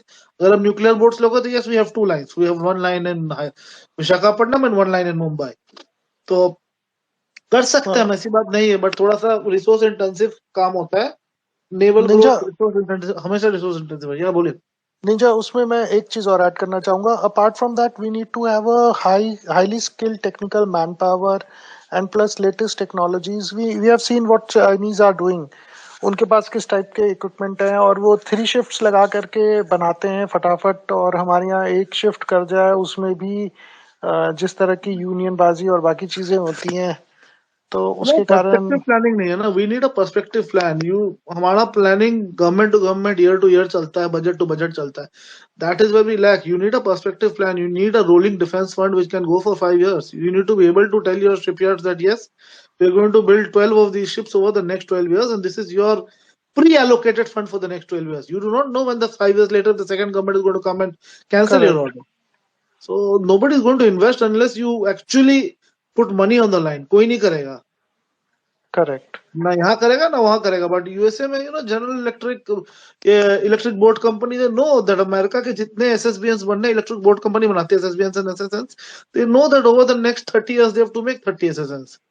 The Japanese yards, they know that every 20 years Japan will start a new class of submarine and it will run for 20 years and then go for another new class of submarines. So they are tooled that way to build those kind of ships at that time. They are not tooled because there is uncertainty. And it takes years to build a good navy.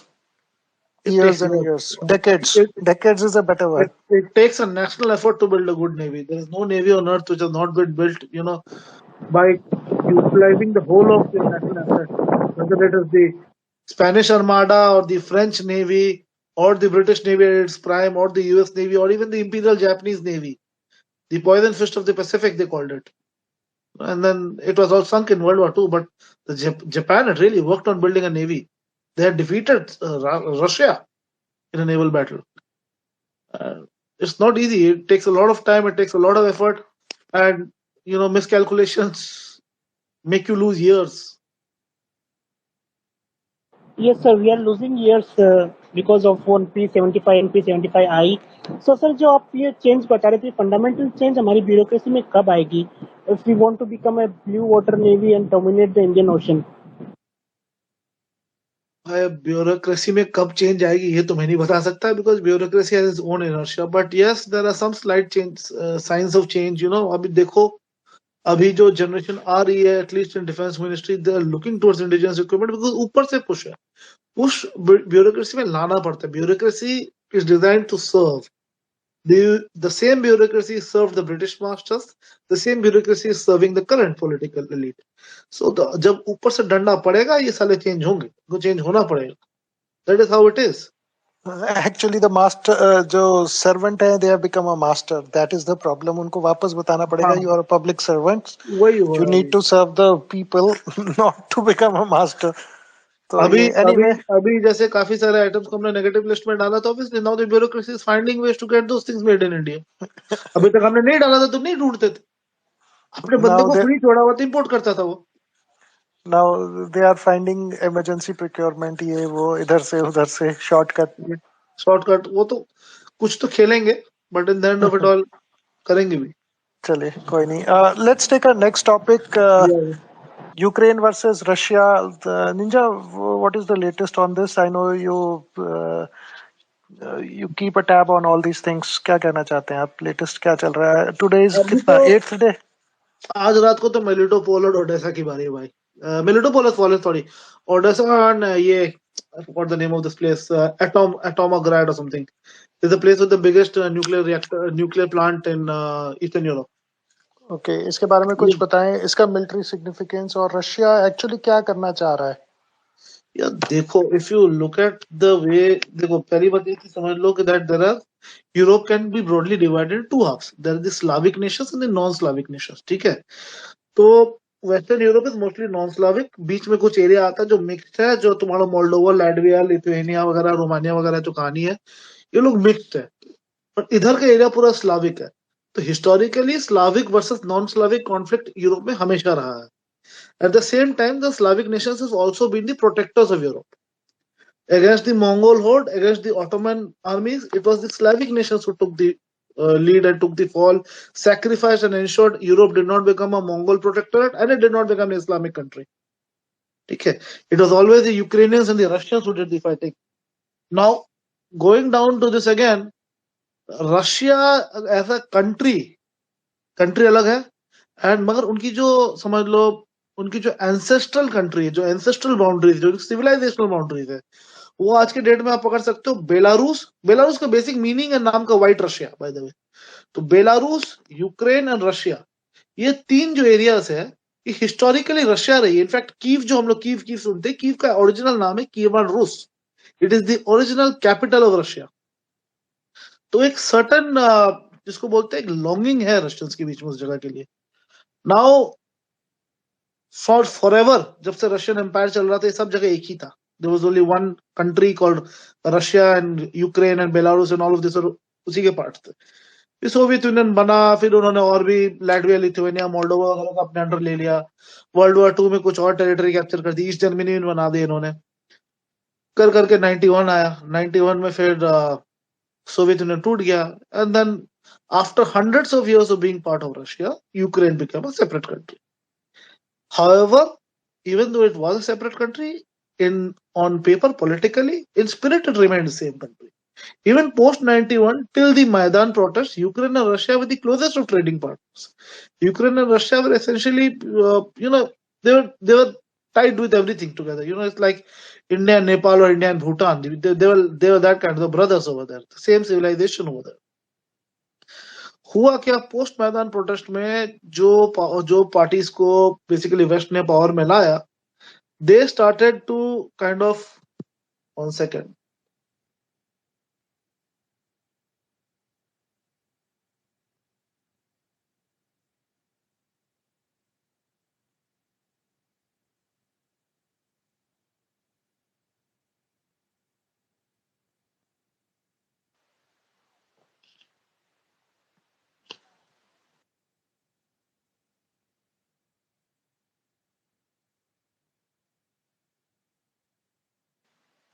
Looks like Ninja has got some connection issues. Okay, he's asked for a request. Ninja, you can speak now. The point where I told you what happened after the मैदान. So after मैदान protest, दो parties power में आई, इन्होंने रातों रात क्या कि एक तो रशिया एंड यूक्रेन दोनों में रशियन ऑर्थोडॉक्स चर्च जो होती है, ईस्टर्न ऑर्थोडॉक्स चर्च, वही चर्च था. Russia, Belarus, Ukraine all had the same church. सबसे पहले उन्होंने चर्च को अलग किया. Ukraine created its own Orthodox church in 2019 by the way. ठीक है. And then you had the Russian language being banned from official literature in colleges, in schools. They banned it. And there was a concept kind of keep Russian speakers and ethnic Russians out of places of power in Ukraine. यहाँ तक भी Russia चुप बैठा था.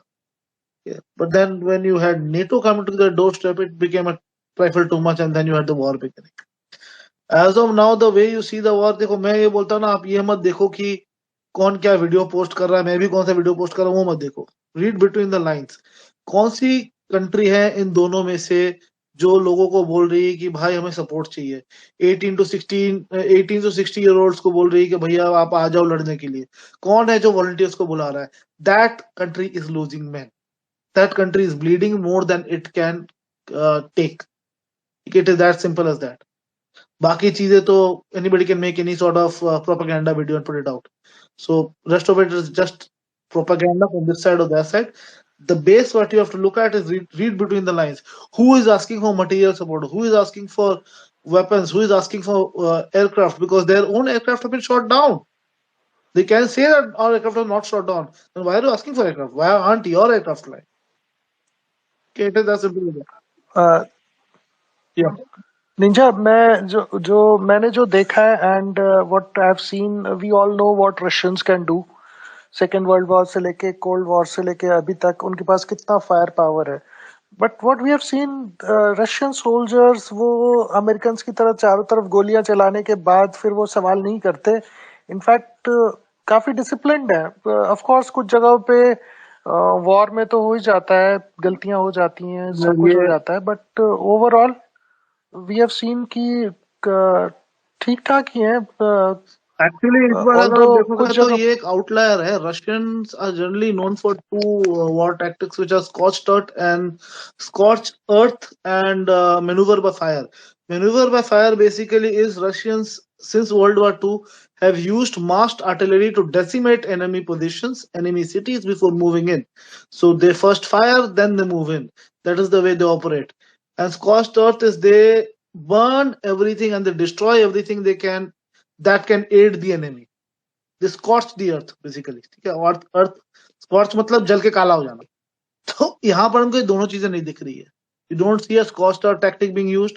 You do not see maneuver by fire being used. You in fact see a very human Russian army kind of, going very quietly from village to village. Obviously, there will be battles and people will die. I will not say that it's a completely human Russian army. It's not. It cannot be. No army can be completely human. You will have to fight your battles. You will have to. But there, it seems कि ये लोग एक more than required effort कर रहे हैं कि civilians को चोट ना लगे. कौन सी आर्मी होती है जो पहले से एडवांस नोटिस निकालती है कि हम तुम्हारे शहर पे बम मारने वाले हैं, भाग जाओ वहां से? कोई नहीं करता. ये लोग ये बोल रहे हैं, यही बहुत बड़ी बात है. ठीक है. Coming back to the thing that something is there. You see, at the end of it, Russians do not want to lose the support of the common Ukrainians. ऐसे मुझे लग रहा है. Will they get the entire support? I don't think so. See, Ukraine has two different ethnic groups. there is the ethnic Russian and there is the ethnic Ukrainian. The ethnic Ukrainian will always support Ukraine come what may. The ethnic Russian has mixed loyalties and इसीलिए तुमको दिखेगा कि जो Mariupol है, Melitopol है, the southeastern part of Ukraine that has fallen quite rapidly to Russia. The eastern parts of Ukraine are falling quite rapidly to Russia, whereas Kyiv is fighting on. So Kyiv actually is a predominantly Ukrainian city. The eastern parts are predominantly Russian. What I see happening is something I've written on Twitter many a times. I see the river Dnieper becoming the boundary for a future partition between an eastern and a western state. Western state will obviously be Western aligned, possibly led by Mr. Zelensky himself, and getting armed and funded and run by the US of A. The eastern half will be run by obviously Mr. Yankovic, जिनका नाम अभी आजकल आने लग गया, and will be armed and funded and run by the US, USSR or Russia. But at the end of it, yes, sanctions भी उठ जाएंगे, रहेंगे नहीं ज्यादा दिन. I will actually stop now. Other people should speak now. बहुत ज्यादा बोल रहा हूँ मैं. चलो, bye bye. सर एक Okay, सवाल thank है you, Ninja. हाँ, please. जी सर, ये जेलेंस्की पावर में आए कैसे? लोग कहते हैं कि वेस्ट के द्वारा वो सिलेक्टेड है, ना कि पीपल के द्वारा इलेक्टेड. तो ये मैदान रिवॉल्यूशन और जेलेंस्की के पावर में आने की क्या कहानी है सर, ये बता सकते हैं आप? देखो, जो मैंने बोला ना पहले कि रशिया एंड यूक्रेन एक ही कंट्री थे during the Soviet union. Post Soviet union collapse जितने भी नए कंट्रीज बने थे, सभी में जो प्रीवियस अथॉरिटीज थी, प्री सोवियत अथॉरिटीज थी, उन्हीं में से बंदे लीडर्स बने थे, इंक्लूडिंग इन यूक्रेन. ठीक है, पूरे स्टांस में अगर आप देखोगे अभी भी सेमी डिक्टेटरशिप चलती है from people who have been in power since the Soviet era. ठीक है, यहाँ पर भी यही स्टोरी थी. So the West was doing all of this Maidan protest. आपने देखा होगा ये इन्होंने तुनिसिया के डिक्टेटर को हटा दिया, सीरिया पे कोशिश की, कर नहीं पाए, लीबिया मोहम्मद गद्दाफी को मरवा दिया. तो एट द सेम टाइम वही same endowment for democracy is a NGO called endowment for democracy, जिसमें अरबों डॉलर डाले गए. I think believe they put in some $7 billion into creating the Maidan revolutions in Ukraine. They kind of funded everything, and I believe there are videos of Hillary Clinton out there, मतलब in the protest. वो आके वहां पर sandwiches hand out कर रही थी लोगों को. तो इस हद तक वो लोग गए थे. फिर उस समय शायद रशिया में विंटर ओलंपिक्स चल रहे थे, तो मिस्टर पुतिन इंटरवीन नहीं कर पाए. आई बिलीव 20 अक्टूबर का डेट था, फॉरगेट द ईयर, 20 अक्टूबर का डेट था जिस समय मिस्टर यांकोविच, जो उस समय यूक्रेन के प्रेसिडेंट थे, उन्होंने अग्री किया प्रोटेस्टर्स के साथ बैठ करके कि चलो मैं पुलिस को पीछे ही ले लेता हूँ और 1 महीने बाद हम इलेक्शंस करेंगे, तब तक आप लोग भी शांत हो, मैं पुलिस को भी शांत रखूंगा. वो एग्रीमेंट हो गई, पुलिस पीछे हट गई. अगले दिन फार राइट की एक मॉब आई, उन्होंने प्रेसिडेंशियल पैलेस पे हमला किया, मिस्टर यांकोविच को मारने की कोशिश की गई, and the man fled the country. Still in Russia as on date. रातों रात एक नया गवर्नमेंट बिठाया गया. वो गवर्नमेंट पावर में आने के बाद जो प्रो रशियन पार्टीज थी, उनके लीडर्स को इम्प्रिजन कर दिया गया. जैसे मैंने बताया, रशियन लैंग्वेज को बैन कर दिया गया. जो प्रो रशियन हायर अथॉरिटीज थी, उन सारे बॉसेस को हटा दिया गया. They put their own men in charge. This is all recorded history. It is not propaganda from Russia or anything else. It is all there. If you look at what happened in Ukraine post the Maidan revolution, I'm not, Western newspapers में ही देख लो, आपको पता चलेगा किस तरह से president country छोड़ के भागा, किस हिसाब से उसके बाद कई लोगों को नौकरी से निकाला गया. People were replaced, saying that they were pro Russia people. And उस समय एक जोश था यूक्रेन में कि हमको इनको हटाना है. Whatever happened, these people were in charge. What happened after that was even weirder, because इन लोगों का क्या हुआ कि ईस्टर्न यूक्रेन में रशियन स्पीकर्स का एक बहुत बड़ा परसेंटेज है. पूरे यूक्रेन का करीब 40% पॉपुलेशन एसेंशियली एथनिक रशियन है. उसमें से 80-85% ईस्टर्न यूक्रेन में कॉन्सेंट्रेटेड है. ठीक है, तो इन्होंने डोनेस्क और लुगांस्क को इंडिपेंडेंट डिक्लेयर कर दिया, जो 2 स्टेट्स थे जो कंप्लीटली 100% रशियन ही थे. क्राइमिया भी 100% रशियन था. अब क्राइमिया का स्टोरी है कि क्राइमिया सोवियत यूनियन का सबसे बड़ा नेवल बेस था ब्लैक सी में. व्हेन दिस रेवोल्यूशन मैदान happened and Putin woke up, Putin ने देखा कि यार ये तो नेवल बेस में हाथ से चला जाएगा. पुतिन ने उसी समय एक रेफरेंडम करा के क्राइमिया में 95% वोट जीत के क्राइमिया को रशिया का पार्ट बना लिया. In the mean time Donetsk और लुगांस्क जो दोनों 100% रशियंस थे, इन्होंने अपने आप को इंडिपेंडेंट डिक्लेयर करके इन्होंने एक इंसर्जेंसी शुरू कर दी. जो नया गवर्नमेंट आया था यूक्रेन में, उसके खिलाफ, उनके खिलाफ पिछले 8 साल से इनकी लड़ाइयां चल रही है. 2014 की बात है, आई थिंक 2014 ईयर्स, तब से 8 साल से इनकी लड़ाइयां चल ही रही थी. अभी भी आज भी चल रही है. अभी तो इन्होंने 2014 में जो बाउंड्रीज थे वो वहां तक पहुंच गए और आगे भी निकल गए लोग Apparently इन्होंने काफी सारे विलेजेस कैप्चर कर लिए, डीपीआर और एलपीआर मिलिशियाज ने। उनकी इतना रिपोर्ट आती नहीं है, but they have captured quite a lot of land. Ninja, अब क्योंकि 1 घंटा के करीब हो चुका है, ज्यादा ही हो चुका है, हाँ तो एक आध सवाल और लेंगे। मेरा एक सवाल है कि अब पुतिन जो है जिस तरह से चल रहा है ये यूक्रेन और रशिया का कॉन्फ्लिक्ट, तो पुतिन जो है वो उस आगे आपको क्या लगता है क्या करेंगे? Is he going to increase the intensity of this conflict which is bad news for civilians, या क्या होगा? What do you see and कि आगे के कुछ दिन, अगला हफ्ता कैसे देखते हैं? I do not see Putin increasing the intensity unless NATO steps in directly. अगर उसको इंक्रीज करके ही, मतलब कॉस्ट स्टार्ट करके ही बिल्डिंग को, मतलब अगर उसको कीव का ग्रोजनी बनाना होता ना, बना चुका होता अभी तक उसको। अगर एक सवाल और वो जो न्यूक्लियर फोर्सेस हाई अलर्ट पर हैं, is it a message to NATO की बैक ऑफ और be ready to face the consequences? आप क्या कहते हैं इस बारे में? जो यार कि देखो, सीधी सी बात है, ऐसा नहीं कि नेटो को पता नहीं कि 6,000 रशिया के पास 6,000 वॉरेंट्स है, ठीक है। It is just a reminder, ठीक है। At the end of the day all of Europe knows कि अगर रशिया के साथ डायरेक्ट लड़ाई हुई तो न्यूक्लियर वॉर अगर हुआ तो यस, तब यूएसए हिट होगा, okay, because USA is a natural fortress. दोनों तरफ वर्ल्ड के 2 सबसे बड़े समुंदर है, और nobody in the right mind is going to send a conventional bomber to go there and bomb and come, और कन्वेंशनल मिसाइल दैट फार कोई नहीं करता। अगर यूएसए पे गिराना होगा तो न्यूक्लियर पे नहीं गिराया जाएगा। बट यूरोप की कहानी अलग है। टेक्टिकल वेपन्स भी गिरा सकते हैं सर, टेक्टिकल न्यूक्लियर वेपन्स, जो मतलब रेडिएशन जिसकी रेडिएशन बहुत ज्यादा नहीं होती और लास्ट भी उसका ज्यादा बड़ा नहीं होता, but yes it is a nuclear weapon. Yeah, tactical nuclear weapons are used for tactical situation. No, you'll use them as their battlefield nuclear weapons.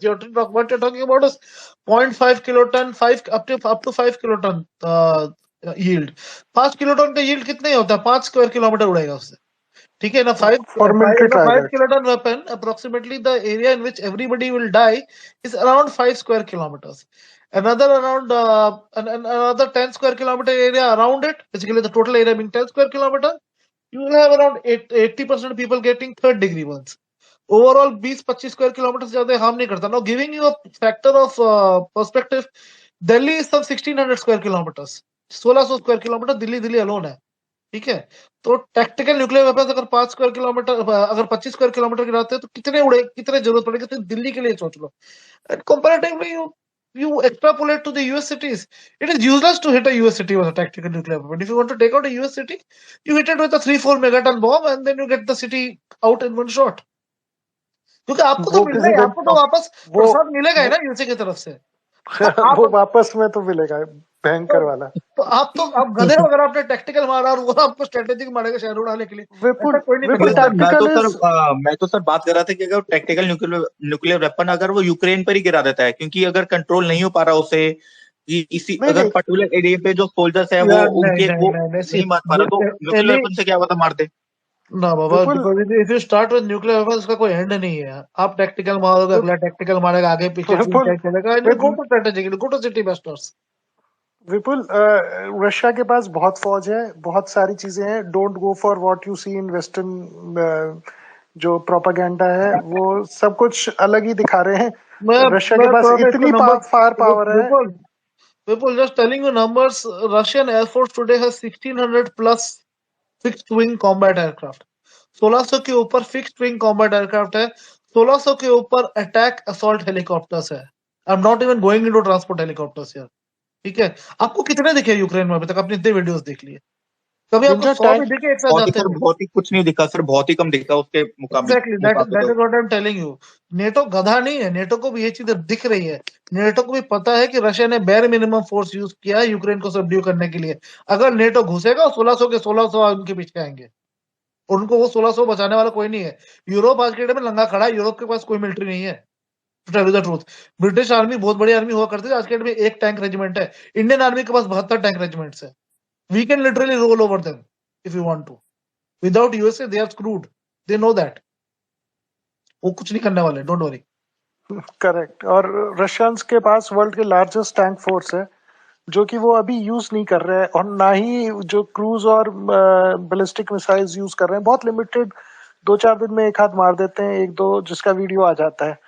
तो रशिया के पास करीब 3000 टैंक एक्टिव है और करीब 11,500 टैंक शायद रिजर्व में पड़े हुए उनके पास।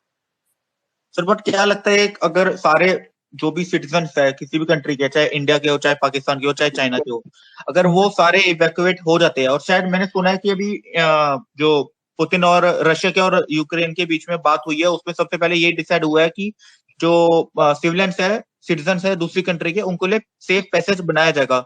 अगर सर वो निकल जाते हैं तो फिर कितने टाइम तक मतलब यूक्रेन की विल फॉल की? कितने टाइम तक की will fall? That is a very difficult question to say. It depends on the amount of force Putin wants to use. If And Putin amount wants of to make a drawing out of it and flatten the city could fall in 48 hours. If he wants to go from building to building doing urban warfare, it could take weeks. Correct. Yes, anyway Ninja, बस अब इसको यहीं close करते हैं। बस इन सब I को guess नहीं यार, विकास ने काफी देर से हाथ उठा रखा है। विकास बोल दो यार। अच्छा विकास बोल दो। विकास सर, डिप्लोमेटिकली हमें इंडिया को कुछ ज्यादा ही हीट मिल रही है सर, और सोशल मीडिया पर और इंटरनेशनल ओपेट्स में भी जानबूझ के इंडिया को कहा जा रहा है उल्टा सीधा, जबकि हमारे को लेना देना ही नहीं है। तो सर ये हमारे पर सैंक्शन लगने की भी बात आ रही है बिना वजह। तो ये सर ये सब कब कहाँ तक पॉसिबल है? ये सही होगा या अभी डराया जा रहा है? तुमको एक चीज बता रहा हूँ, आज के डेट पे भी per day Europe 150 million cubic metre Russian gas खरीद रही है। ये कहा जा रहा है नॉर्थ स्ट्रीम 2 बंद कर दिया। नॉर्थ स्ट्रीम 2 तो यूज ही नहीं हुआ था आज तक। वो तो अभी बना है पाइपलाइन यार, $11 बिलियन खर्चा करके। They have never not even turn on the tap. Russia ने उसका टैप खोला ही नहीं था, पहले ही बंद कर दिया इन्होंने। जो नॉर्थ स्ट्रीम 1 चल रहा है उसमें 55 बिलियन क्यूबिक मीटर गैस अभी भी यूरोप को आ रही है साल की। वो साले बंद नहीं करेंगे वो, क्योंकि यूरोप को गैस चाहिए। तो ये तो फिर दोगलापन है। वेस्ट सब मजे ले रहा है, रशिया के सारी फैसिलिटीज ले रहा है और हमें बदनाम कर रहा है। विकास जी, हमें जो है वो कोई सैंक्शन नहीं लगा सकता। अगर आप कॉर्ड देख लें कि नंबर ऑफ जो स्ट्रेंथ है जापान की, ऑस्ट्रेलिया की और इंडिया की, अगर हमें सैंक्शन लगा देंगे तो कॉर्ड तो खत्म ही हो जाएगा। और अगर हम पे सैंक्शन लगता है तो चाइना के अगेंस्ट में सिर्फ हमारे इक्वल जो है both in man and material वो सिर्फ यूएस से है और कोई नहीं है। तो अगर लगाते हैं तो उनका ज्यादा नुकसान है, इनफैक्ट हमारा उतना कोई नुकसान भी नहीं है। हाँ सर, जमीन पर तो हमने चाइना का सामना किया। तो सैंक्शन तो कुछ नहीं होगा, नॉट टू वरी। आप जस्ट एज अ जिसे कहते हैं ना विल ऑफ सॉवरेन जो होता है, we are a sovereign country और हमें जो हमारे इंटरेस्ट के लिए हमें वो करना चाहिए। एक्चुअली यूएस और बाकी लोग अचंभे में है कि इंडिया बना कैसे कर सकता है और हमने किया है। तो हमें जो करना है हमें वो करना है, हमें अपना बेस्ट इंटरेस्ट देखना है और आगे बढ़ना है। जो भी सब कहते हैं कि अरे इंडिया ने ऐसा कर दिया वैसा कर दिया, उसे बोलिए हमने तो चलो कर दिया। अगर आप नेटो है तो आप आकर के यूक्रेन में अपने लोगों को लेकर आए और यूक्रेन के लिए मर के दिखाएं जरा। बिल्कुल। तो जो कोई नहीं करता, इन लोगों ने इनफैक्ट जब आप देखेंगे कि सोवियत यूनियन जब कोलैप्स हुआ था तो उसके सारे न्यूक्लियर वेपन्स जो हैं वो यूक्रेन ने ही खुद इनके कहने पे दिए थे। और जब ये न्यूक्लियर वेपन्स दिए हैं उसके बाद इन्होंने ही गारंटीज दी थी कि आपको कुछ नहीं होगा। तो आज की डेट में उस गारंटी का क्या हुआ? तो सबसे पहले कोई भी आपको कोई ऐसा कहे तो आप बोलिएगा जी पहले आप तो कंप्लाई करें, उनको आपने गारंटी दी थी आके बचाएं। हम तो बाहर खड़े हुए हैं, it is not our war. हम तो यहाँ पे बस देख रहे हैं कि वॉरफेयर कैसे होता है and what are the strategies used. तो बेस्ट लेटेस्ट न्यूक्लियर डॉक्ट्रिन वगैरह देख रहे हैं। तो that is all. I'll tell you one thing, Vikas. Let the Europeans fight amongst themselves. Whenever the white man has fought amongst himself, it has kept Asia, Africa safe and sound. ठीक है, जब उनको अपने बीच में लड़ना होता ना तो यहाँ पर कहने की उंगली करते हैं। उनको अपने बीच में लड़ना तो is better for us in the long run. Correct, 100% agree with you. Correct. और अभी हम अपना स्पेस खत्म करते हैं। बस आपको ये बताना चाहते हैं कि निंजा और हम लोग जो हैं वो डेफ एक्सपो जाएंगे और वहां से काफी इंफॉर्मेशन और काफी चीजें और काफी मटेरियल लेकर आएंगे। So we are looking forward to this. उसके साथ अब thank you very much. Thank you Ninja, आप हमेशा यहाँ आते हैं and you have been a great source of information for everyone. And thank you all the speakers and listeners. Thank you all of you. Good night.